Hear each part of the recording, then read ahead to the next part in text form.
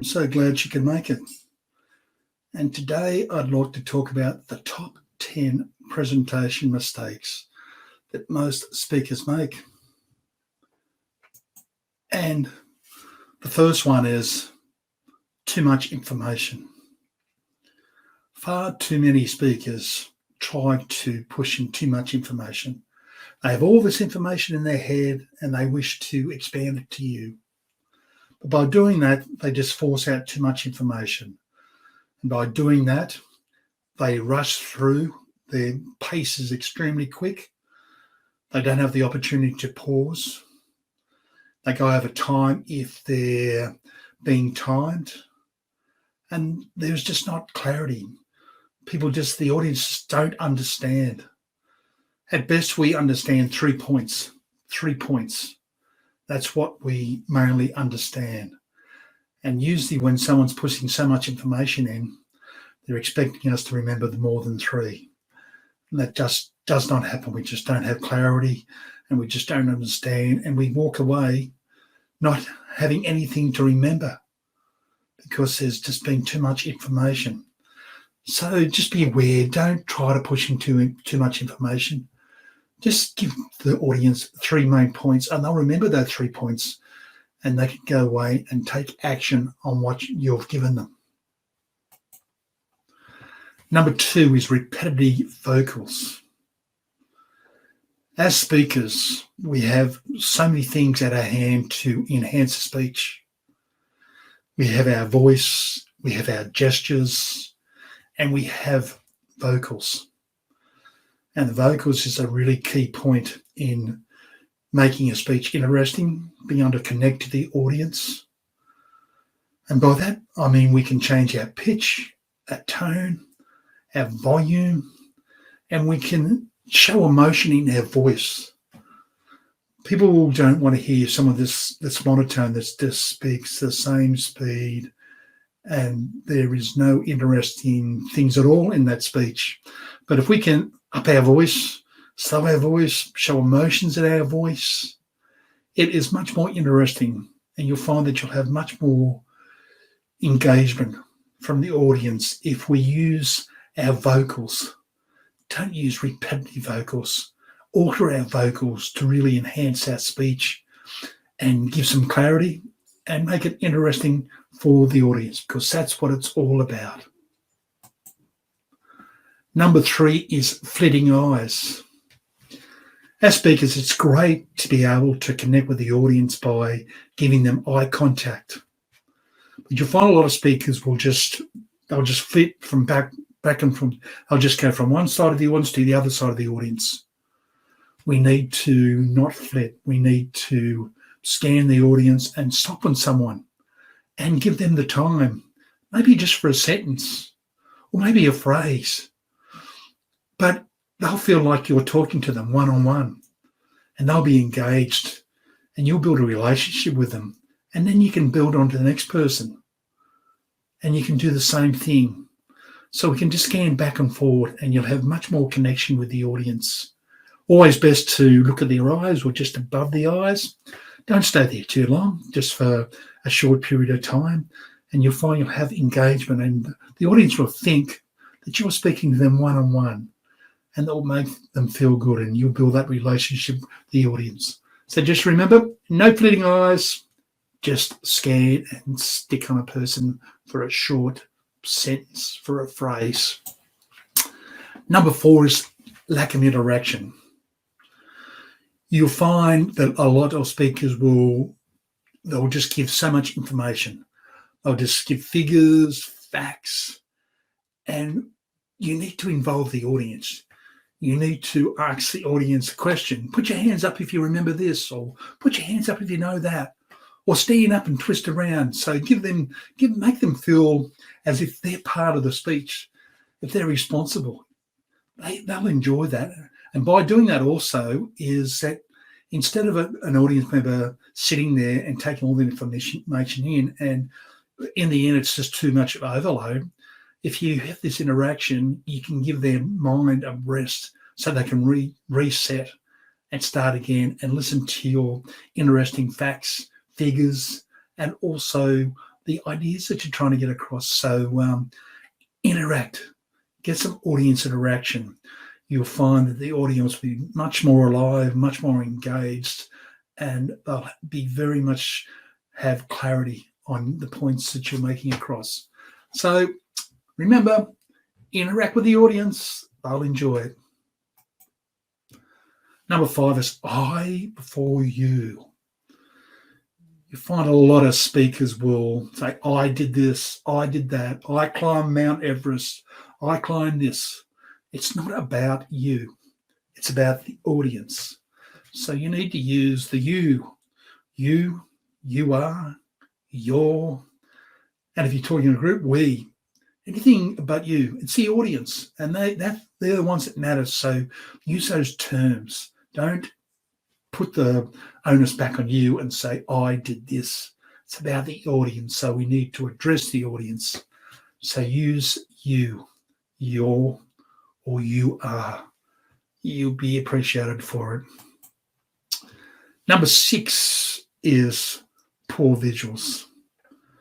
A lot of speakers will have slideshows, either PowerPoint, Keynote, or they may even have some props to enhance their ideas, their speech. But it's most important that if we're going to use slides, because that's where the main issue is, that we don't have reams and reams of writing, because it becomes not interesting at all. You'll find that the audience will start to read what's on the screen, and it really detracts from their concentration, from their connection with you, and it'll just become a boring speech. So the best thing to do is just have a couple of images. Just have a couple of images that really reflect on what you're trying to get across, your ideas. And it really it'll enhance your speech, because that's what slideshows are, just to help you, just be a backup, not actually to be the whole presentation. And certainly, as a speaker, don't look around and read the notes. They're there just to help you and to enhance your speech. So just remember, keep away from poor visuals. Have good visuals, and you'll find that the audience will appreciate that. Number 7 is poor time management. Usually if we go to an event organizer will probably maybe have 2 or 3 speakers, and you all be given a certain amount of time. It's discourteous to go over time and not allow the time for the other speakers behind you. You need to be courteous and give them the opportunity to speak for their whole lot of time. If you're involved in Toastmasters, that's what Toastmasters is heavily on, time management, especially in speeches and in doing a role. Most speeches are 5 to 7 minutes. And if you speak longer than 5 to 7 minutes, or you're doing a role and you take longer than you should, you're distracting from the next person that's got to do a speech or a role. So remember, time management is extremely important, and there's a lot of people that don't have the courtesy and respect for the people behind them, and they'll speak for too long. So just be very conscious of time management. Speak for your allotted time, and give the courtesy to the next person or the person doing the next role. It's extremely important. Next one is number 8, which is ending on a question-answer session. A lot of speakers will leave their question-answer session right till the end. And while a question-answer session is a great thing to have, it's not a good thing to have right at the end. You only need to have a curly question or a question that stumps you, and you'll find that the audience will take that away with them. We remember what we hear first and what we hear last. So if you have a question and answer session where we're stumped, or it's a curly question, that's what the audience will take away. So ensure that you have a question and answer session about 3/4 of the way through, and inform your audience at the start that you're going to have a question and answer session, so they can get busy writing questions down for you to answer. So it's always best to to leave the ending on your own terms. Finish on your own terms.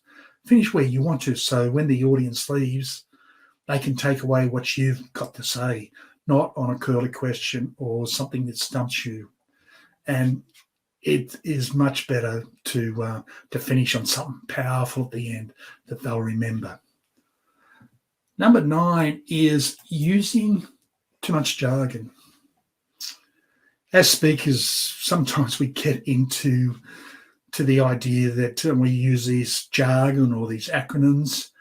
And the problem is that while you might know what they are, some of the audience mightn't, and they lose clarity. And that's what a speech is all about, having clarity. So if you're going to use jargon, if you're going to use acronyms, make sure you explain what they are to the audience so the audience understands, so they can follow through.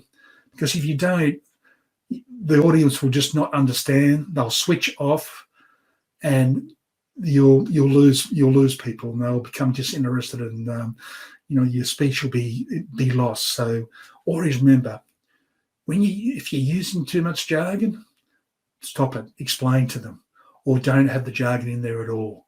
Make it clear for the audience so they have clarity, so they can understand where the speech is going and they understand what the points are. Most important. Number 10 is the weak ending, finishing on a weak ending. We need to finish on a powerful ending. That's what we need to do. We need to have a powerful start. We need to have a powerful ending. And because that's what the audience will take away. They will take away what the ending is, what the strong ending is. And if you put in a call to order or an action point, they'll remember that even better, because then they can go away. They can go away. So a call to action or an action point is extremely important. Even if you revolve right around what you said at the front and bring it around right to the end. But you need to finish on a really strong ending.